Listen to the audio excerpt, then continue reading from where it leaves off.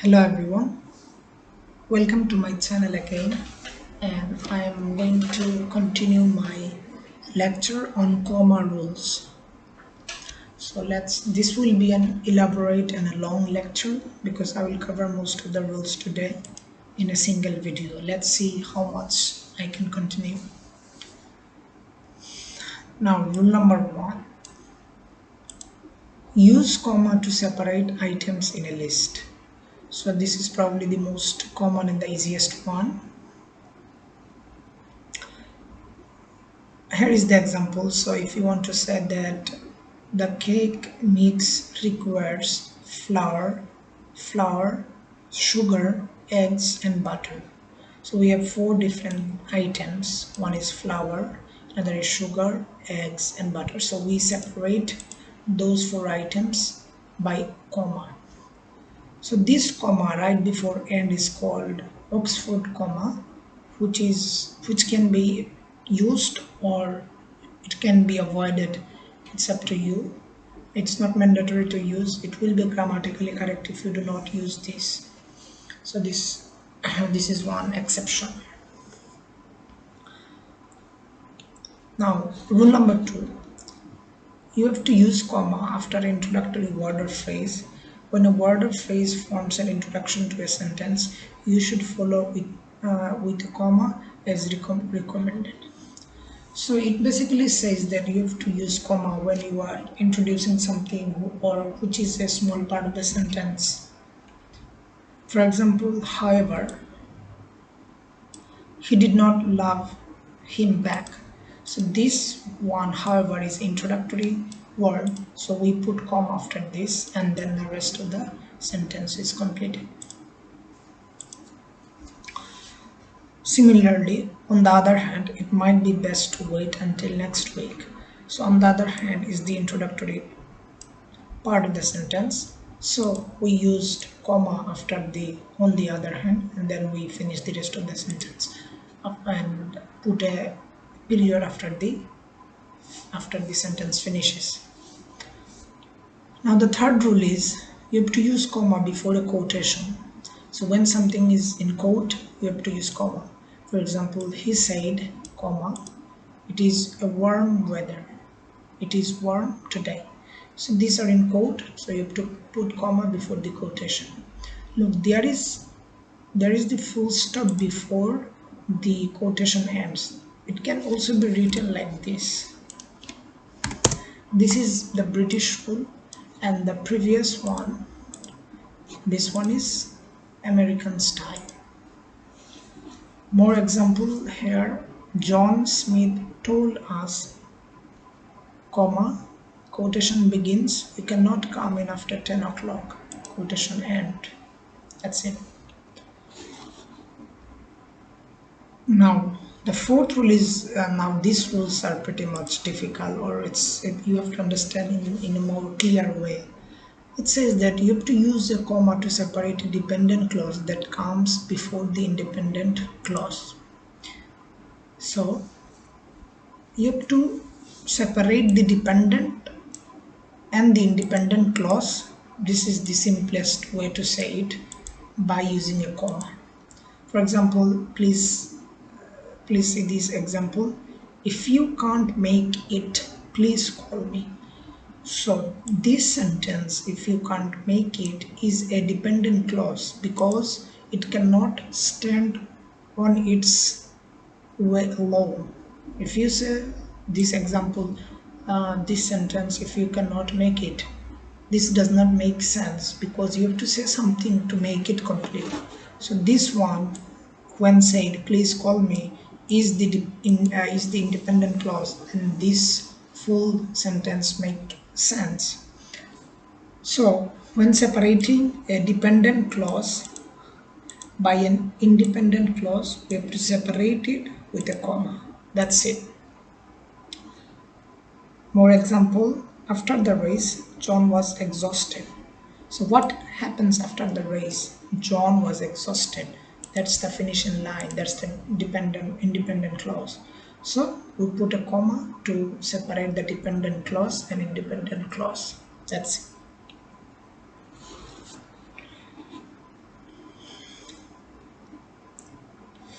Now the fifth rule is use a comma to join two long independent clauses. Normally you should put a comma between two complete sentences that are joined with a coordinating conjunction that creates a single sentence with two independent clauses.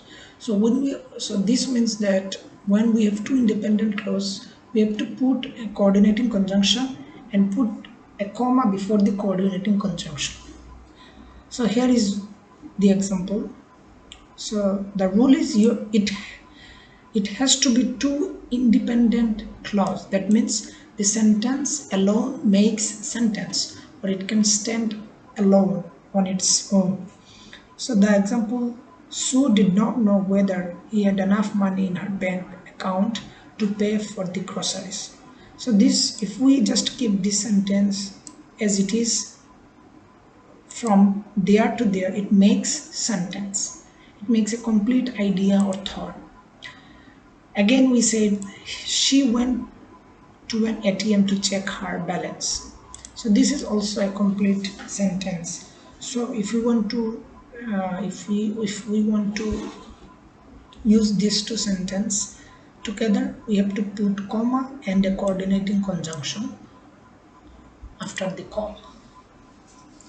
Similarly, John was determined to get the unicorn slime his daughter wanted, but all the shops had sold out. So these two are independent clause. So we put a comma and coordinating conjunction after the comma, and this way it will be a grammatically correct sentence. Now, there is a special case. You do not need a comma if both the independent clauses are relatively short and similar in meaning. For example, Sue went to the shops and John went home. So these are kind of similar sentence, and you do not necessarily put comma here despite being both the sentences are independent clause. Okay. Now the rule number 6. Use comma to set off a non-essential element with a sentence. Sometimes you might want to include extra information in the sentence that isn't essential to its meaning. You should set this information off using a comma before and a comma after it. So it basically says that you have to put comma when you are using a non-essential thing in a sentence. How you should set it apart from the rest of the sentence? You should put a comma and you should put before it, and you should put a comma after the sentence or after the words are finished. For example, here is the example: John went for a jog, comma, which took half an hour. Look, this part of this, these words are not important for the sentence to be correct. So you can put comma. You should put comma. I should have said put comma between these words. So John went for a jog before arriving a long hot shower. So this would make a complete sentence. But if we want to add an extra information there, we have to put comma there and there. That's it. Now writing a book, if I haven't put you off already, is one of the most rewarding things you can do.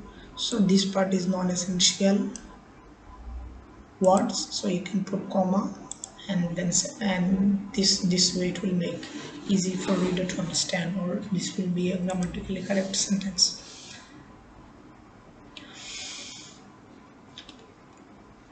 Now, rule number 7. Use comma to separate coordinating adjectives.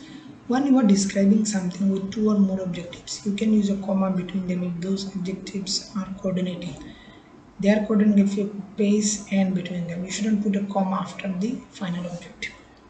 For example, he is cheerful, kind boy.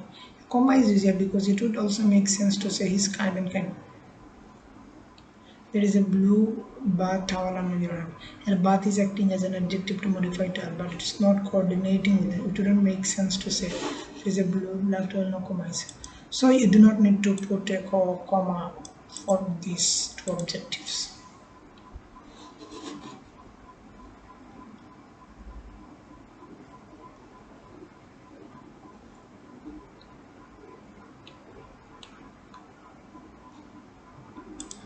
Okay, now rule number 6.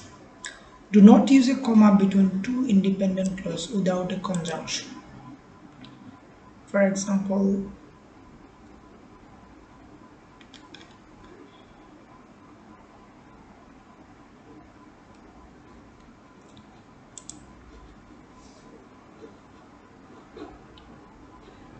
for example,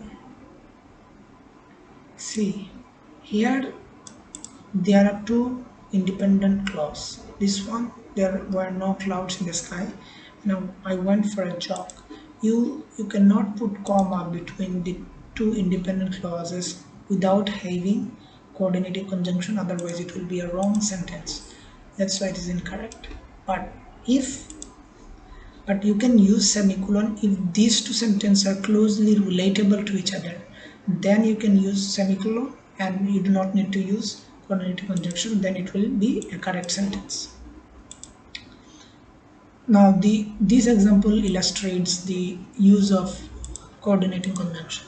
For example, we used so here, and this is a coordinating conjunction, and we used comma before the coordinating conjunction, and this one is a complete sentence or a independent clause, and this one is also an independent clause, so you have to use comma. But again, I am mentioning that that we can use semicolon instead of comma if we want, but the condition is both the sentence have to be relatable to each other. For example, you cannot say I went to the market semicolon I played football. There is no relation between going to the market and playing football.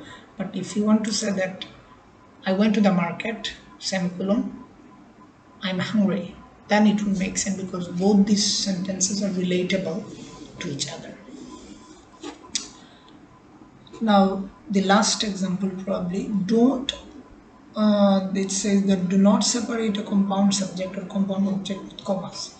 If you have a compound subject or a compound object in a sentence that consists of two nouns, you should not separate the parts of it using comma. For example, the rain poured down at John and Sue. So this there are two names, John and Sue. You should not put comma because there are only two objects. So you have to just separate it by using a comma. The rain, comma, and the wind bettered the house. You should say the rain and the wind bettered the house. That's how it would make grammatically correct sentence.